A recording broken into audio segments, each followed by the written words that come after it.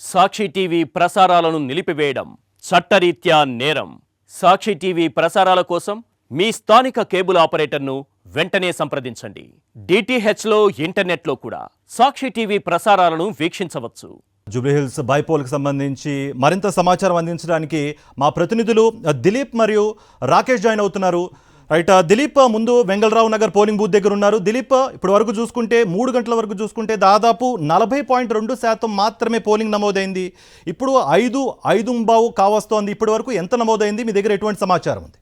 Yes Karthik, so ఉదయం 7 గంటలకు ప్రారంభమైన పోలింగ్ కొనసాగుతున్న పరిస్థితి కనిపిస్తుంది. చివరి 50 నిమిషాలు మాత్రమే ఆ పోలింగ్ బూత్కి ఓటర్లు వచ్చి ఓటు వేసే అవకాశం అయితే ఉంది. సో చూడొచ్చు, సో ఉదయం 7 గంటలకు ప్రారంభమైన పోలింగ్ ఉదయం నుంచి కూడా మందకొడిగా సాగినటువంటి పరిస్థితిని మనం చూస్తున్నాం. సో ఉదయం ఉద్యోగులు ఓటు హక్కు వినియోగించుకోవడానికి పోలింగ్ బూత్లకు వస్తే, సో మధ్యాహ్నం తర్వాత కొంత విశ్రాంతి తీసుకున్నటువంటి ఓటర్లందరూ కూడా ఓటు హక్కును వినియోగించుకున్నారు. ఇక సాయంత్రం 3-4 తర్వాత ఉదయం మార్నింగ్ షిఫ్ట్ ఎవరైతే ఉద్యోగాలకు వెళ్ళారో సో వాళ్ళు మాత్రమే వచ్చి ఓటు హక్కును వినియోగించిన పరిస్థితి కనిపిస్తుంది. సో ఓవరాల్గా మొత్తం చూసుకుంటే సాయంత్రం 4 గంటల వరకు కనుక చూసుకుంటే మనము 40.2% అయితే పోలింగ్ నమోదైన పరిస్థితి. సో ఇప్పుడు 5 కావస్తుంది కాబట్టి సో దానికి ఒక 4% యాడ్ చేసుకుంటే ప్రస్తుతానికి అయితే మనం 44% మాత్రమైతే ఓటింగ్ పర్సెంట్ అయినట్టు తెలుస్తూ ఉంది. సో మొత్తం పోలింగ్ ముగిసే సమయానికి మాత్రం 46 నుంచి 47% మాత్రమే పోలింగ్ నమోదయ్యే అవకాశం. సో ఓవరాల్గా ఈసారి కొంత ఉప ఎన్నికకు సంబంధించి కొంత పోలింగ్ శాతం పెరుగుతుందని భావించినప్పటికీ కూడా సో పెరిగే పరిస్థితి అయితే కనిపించిన పరిస్థితి. సో గతంలో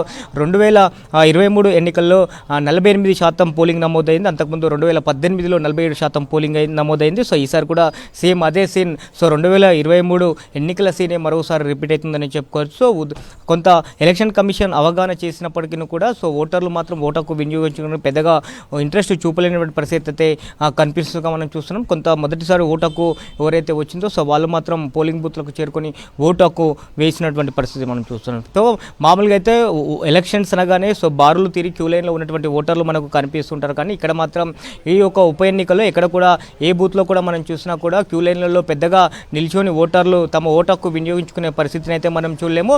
సో ఎవరైనా సరే 6 గంటల తర్వాత అయితే పోలింగ్ వేయడానికి అవకాశం ఉండదు. కానీ ఆ లోపు క్యూ లైన్లో ఉన్న ప్రతి ఒక్కరు కూడా తమ ఓటు హక్కు వినియోగించుకోవడానికి ఎన్నికల కమిషన్ అయితే అనుమతించింది. కానీ ప్రస్తుతం ఉన్నటువంటి పరిస్థితిని చూస్తే 6 గంటల వరకే పోలింగ్ పూర్తయ్యే పోలింగ్ నమోదయ్యే అవకాశం ఉన్నట్టుగా కనిపిస్తుంది. ఆ తర్వాత ఏవైతే ఈవీఎంస్ ఉన్నాయో సో అవన్నీ కూడా స్ట్రాంగ్ రూమ్లకు తరించే అవకాశం ఉంటుంది. సో ఏదైతే వాహనాలు ఉన్నాయో సో వాటన్నిటి కూడా ఇప్పటికే జీపీఎస్ కూడా అమర్చారు. సో కొంత రూట్ మ్యాప్ను కూడా సిద్ధం చేశారు. సో ఆ రూట్ మ్యాప్ ద్వారానే ఇటు యూసుఫ్గఢ్లో ఉన్నటువంటి కోట్ల విజయభాస్కర్ రెడ్డి స్టేడియంలో ఉన్నటువంటి స్ట్రాంగ్ రూమ్లకు అయితే ఈవీఎం తరించే అవకాశం ఉంది. Karthik, right Dilip, right Yousufguda polling booth వద్ద మా ప్రస్తుతం పరిస్థితిపై మరింత సమాచారం అందించడానికి మా ప్రతినిధి విక్రమ్ జాయిన్ అవుతున్నారు. విక్రమ్, మధ్యాహ్నం 3 గంటల వరకు 40% మాత్రమే నమోదైంది.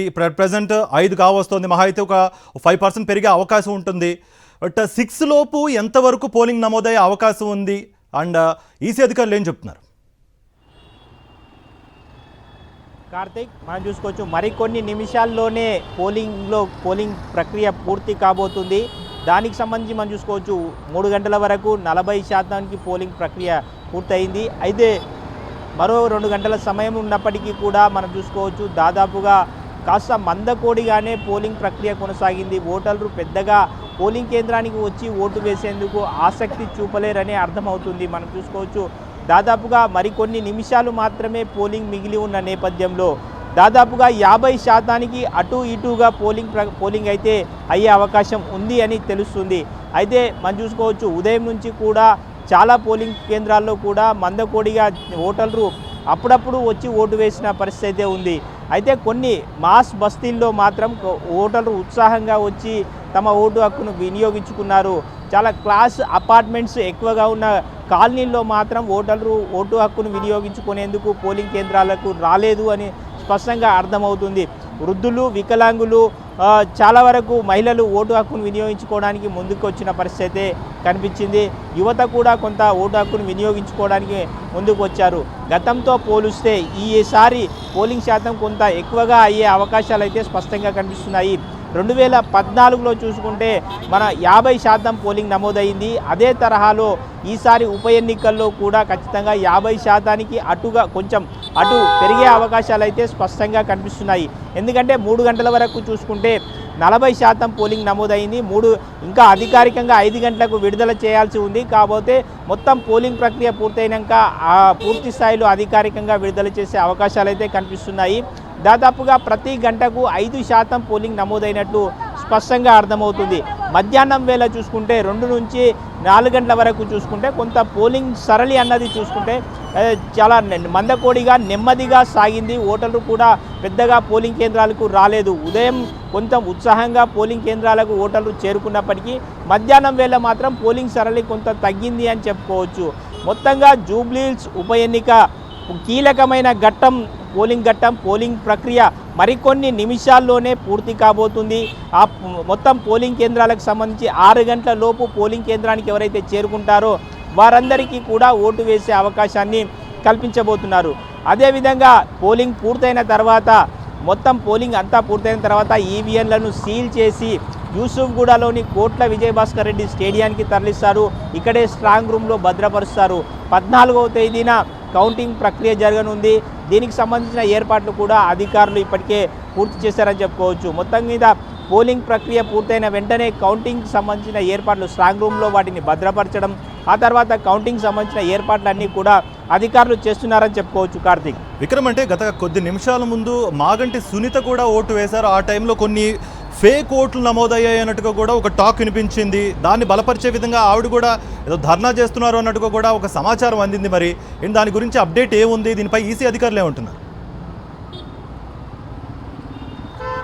కార్తీక్, మనం చూసుకోవచ్చు జూబ్లీహిల్స్లో 4 లక్షల ఓట్లు ఉన్నాయి. ఇప్పటి వరకు దాదాపుగా 2 లక్షల ఓట్లు పోలయ్యే అవకాశాలు అయితే స్పష్టంగా కనిపిస్తున్నాయి. అయితే ఫేక్ ఓటర్లకు సంబంధించి ఆయా రాజకీయ పార్టీలు కూడా ఓటర్లను గుర్తించేందుకు చాలా కష్టపడాల్సిన పరిస్థితి అయితే ఉంది. అయితే జూబ్లీహిల్స్లో రాష్ట్రంలోని వివిధ ప్రాంతాల వారంతా కూడా జూబ్లీహిల్స్లో అక్కడ వివిధ వృత్తుల నిమిత్తము వివిధ పనులు చేసుకునే వారంతా కూడా జూబ్లీహిల్స్లో సెటిల్ అయిన వారు ఉంటారు.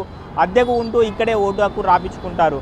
అయితే ప్రస్తుతానికి వారి ఓట్లు ఇక్కడ నుంచి వారు వెళ్ళిపోయిన తర్వాత ఓటు హక్కు అదే ఉండడంతో ఇక్కడే ఉండిపోవడంతో ఆ ఓటర్లను గుర్తించడం అటు రాజకీయ పార్టీలకు కష్టమే, ఇటు అధికారులకు కష్టమే అయిపోయింది. ఈ నేపథ్యంలో పోలింగ్ శాతం మీద దీని ప్రభావం స్పష్టంగా పడిందని చెప్పుకోవచ్చు.